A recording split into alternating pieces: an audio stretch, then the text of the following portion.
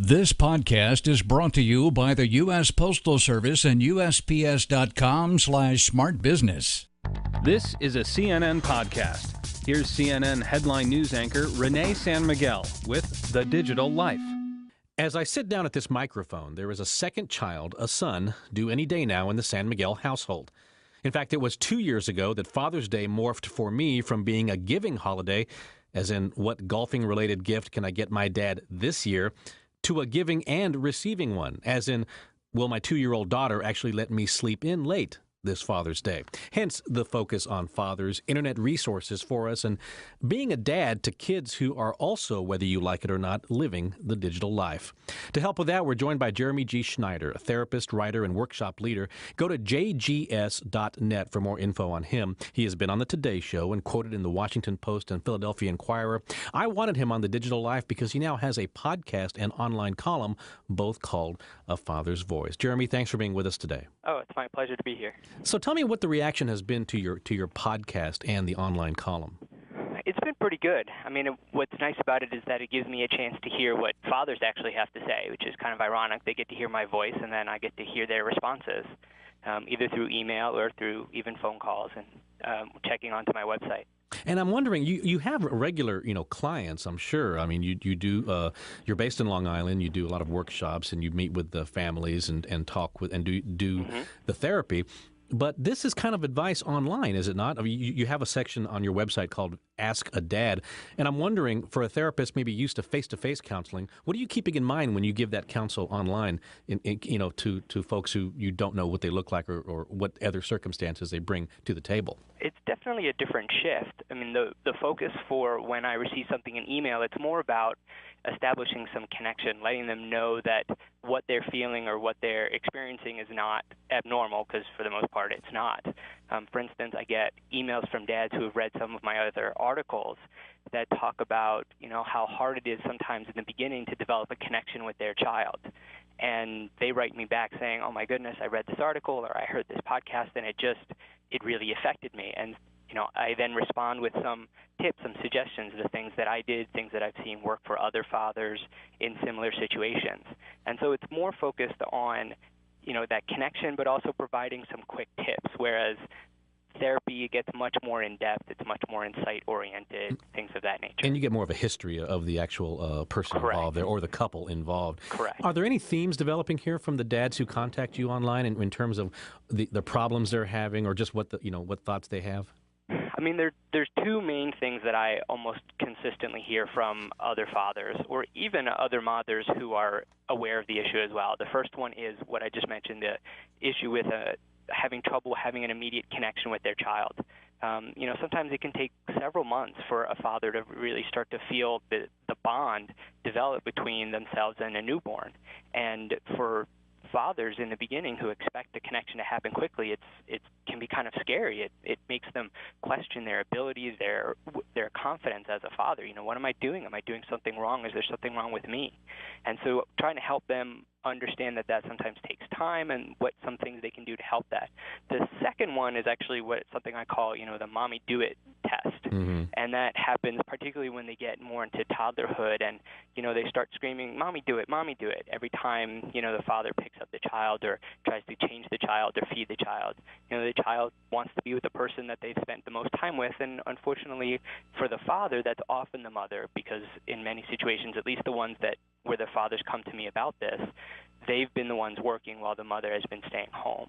And so, that is also one of the things that they really struggle with. And again, it's something that deeply affects their sense of confidence and their comfort level with being a dad. And I'm also wondering if you're finding, in terms of, my own personal situation here, comparing and contrasting the kind of fathering or parenting that I got from my dad, and then the issue involving how I'm going to, what I'm going to be doing differently, and what things do I want to keep and pass along to my children as well. I'm wondering if anybody's gotten in touch with you on that regarding that. Yeah, I mean, there's always that question of, what was it that I learned as a parent from my parents, and what do I actually want to keep? And unfortunately, I actually find that not many people go about that process in a conscious way.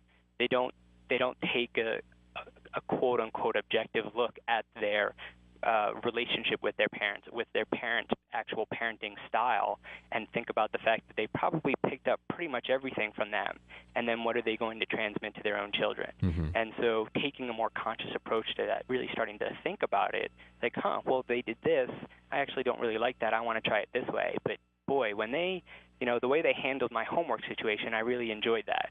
But the way they handled this situation, not so much. And taking the pieces and then figuring out how to kind of unify it together for what works best for that individual parent. Taking the things you want to pass along and then maybe leaving off the things that, because of, just a lack of knowledge or, tradition or whatever you maybe you want to leave behind. And even figuring out what else you need to learn so that you don't make similar mistakes that your parents made, because they also didn't know that much either, presumably. Because I now live as we all do, in the digital age and the internet age. When upon learning that I was going to be a father, the internet was my first choice in terms of research, in terms of finding things. Of course, the local bookstore as well. What to expect when you're expecting, that kind of thing. Right. Are you happy with the choices for dads on the internet now in terms of resources, or what are you finding out there? I'm actually very unhappy with the information that's available. I mean, there are some really good sites, but you look at the depth and breadth of what is available for mothers, specifically for mothers, and then compare that to what's available for fathers, and it's quite stunning. I mean, I've been a father now for 3.5 years, and I keep checking and looking and working online, and it doesn't seem to be getting significantly better in my mind. For instance, one of the sites that I think is really good, there's the National Fatherhood Center or the National Fatherhood Initiative.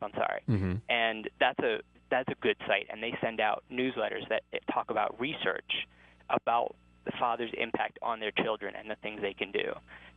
But there's so little of that out there. That's what I have found as well. When you plug in fathers on the internet in your favorite search engine, you end up getting a lot of stuff about, divorced dads and how they can regain custody and the unfairness with, in their view, with the legal situation. But in terms of just basic knowledge, you really have to dig deep. This leads into the effect of technology on fatherhood. I mean, my 2-year-old daughter knows how to load the DVD player with Lady and the Tramp. Should I rejoice or be very, very afraid here? Well, I think what's exciting about it, at least for me, is because I also really like technology. It's constantly forcing me to think ahead. My son was learning how to use the remote control when he was 1.5 years. I don't know how he figured out which was the off button and which was the volume, but he does it. And now it's great. He takes such pride in that accomplishment. But then I don't mean to interrupt, but the idea here that my wife also raises the issue of, well, I'm not sure I want that. I want our children to grow up, and as do I, reading lots of books. And we read to my daughter, and we'll do this to our son when he gets here, and making sure that that's the first media that they have the experience with. Yeah, I guess I don't worry about that as much. I mean, also I have the privilege of putting my kids to bed every night by myself. So I get to sit with them and read, 3 or 4 books every night, just the 3 of us. And, that is incredibly special time. So then when I see them getting interested in computers, getting interested in technology, I already know, just like what you're talking about, that they have this reading physical foundation and that the rest of it is just more interest. It's another avenue for experiences, for learning, for growth. Well, my daughter's just surrounded by microprocessors everywhere in her talking teddy bears or leap pads or, mommy and daddy's computers, which have pictures of her serving as screensavers. So it's kind of hard to escape that. It is. I mean, as soon as they were conceived almost, the first day we saw the ultrasound and found out that there was actually 2 of them inside my wife's belly, we put the ultrasound picture on the web so that we could share it with our friends and family. And that's how they found out that it was twins, was by going to the website and seeing the sonogram, the ultrasound picture in their face, going, oh my goodness, there's 2. Yeah. And I mean, so it's,